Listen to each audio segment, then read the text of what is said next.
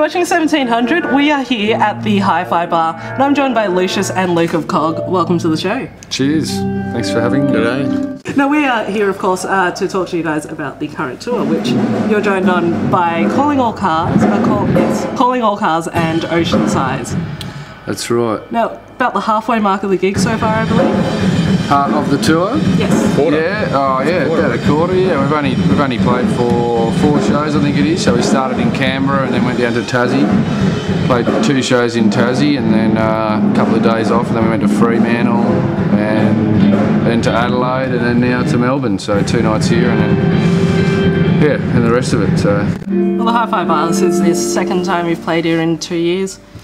Yeah, yeah, as you said before, yeah. Part of their birthday celebrations. Last time they played, of course, was June the 11th or thereabouts. I don't think the roadies like it too much, but yeah, it's not a nice load. It's not a nice load in, but apart from that, it's a great venue. It's good to hear. Now, more importantly, having Ocean Size come all the way down from Manchester to jump on and support you. When that was announced, did that sort of blow you away, or? Yeah, have they ever sort of been an influence? Well, not so much of influence. We're on the same record label in Germany, out of Germany, and it was a chance to make this tour slightly different. And Flynn and Yogi and our booking agent kind of got it together and thought, well, you know, maybe we should bring something special to the table and something different.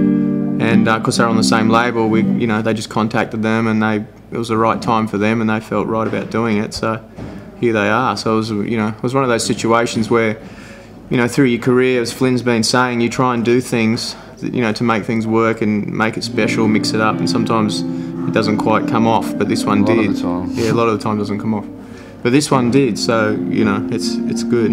And then on the flip side, I guess when you guys head back to the UK or something, you can always call in a favour. Yeah, that's what it's about. Really. There was more of a reciprocal deal like that, there was no contract or anything. It was just a good faith kind of handshake that, they're obviously got a bit of a following over in Europe, and they do quite well over there where they're from. So, in lieu of bringing them here, we're hoping to go there towards the end of the year and support them on their tour. So it should be good. It's a shame that a lot of more of this kind of thing doesn't happen, because it's hard for any Aussie band to break out of Australia, and what a perfect way to for both sides to be happy. It's a win-win, you know what I mean?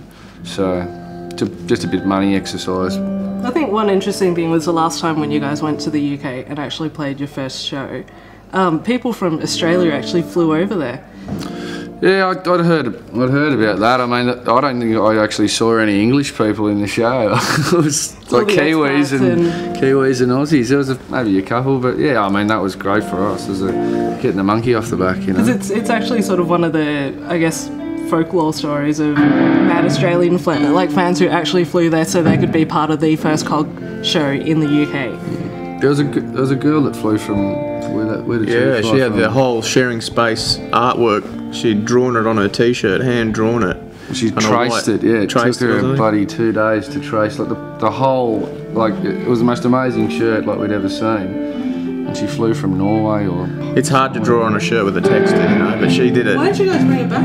Oh, I didn't want to steal her with shirt. no clothes, yeah. we wanted to try and actually get the shirt made, get the design, but I just don't know how about going to do what she did. It was, maybe it's just a one of a kind. So maybe we should just let her wear it with pride. It was an unbelievable job. Well, you've got some time after this tour, of course, because it has been sort of hailed as the last tour that you guys will be doing in 2009. Now, following on from that, what's going to happen? Are we going to have a new album, or?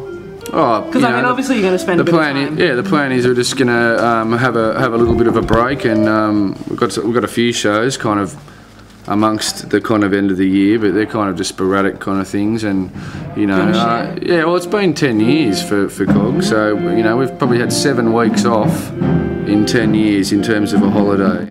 All this touring and working on the albums and writing and recording, does that take a toll on your personal life? Oh well, yeah, it does. It does, because you're away a lot. So if you're going to have a partner, you've got to have a partner that's understanding, with the job that you do, and you just got to find that one who's tolerant and patient and supports you, and that's important because you love doing what you do, and if you haven't got that support mechanism behind you, well, there's no point having a relationship. Now, I guess one of the more important things is with sharing space. It's quite well documented, all the issues that sort of came around the production of the album. So are we right to assume that you're not going to be working with Sylvia Massey? Yeah, you're right. Any word on who the new producer is, or is that too far in the future to think? We haven't really kind of spoke about it or crossed that bridge. We've thrown names around, the same kind of names we threw around last time, and I suppose once we get to a stage where we've got something to send, or for them to listen to, well then that's when we'll kind of cross that bridge. But, I mean, it's something you got to think about way in advance. But there's a number of producers I'd love to work with, and I'm sure Louis is the same. I'm sure Flynn's the same as well. But it's different levels of price. Yeah, same. I said, even if they love it, they might not be able to do it until a year because they've got 3 other albums that they have to do, and so it's like you might have to make that decision. So that's what happened. Kind of last time we didn't intend to go to Weed.